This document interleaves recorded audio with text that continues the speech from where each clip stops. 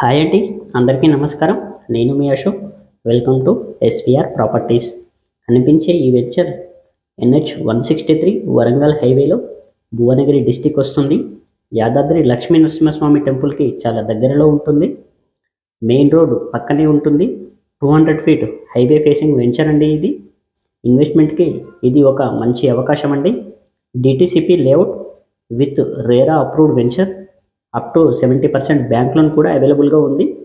ఈ వెంచర్ వచ్చేసి total 9 ఎకర్స్లో development చేయడం జరిగింది.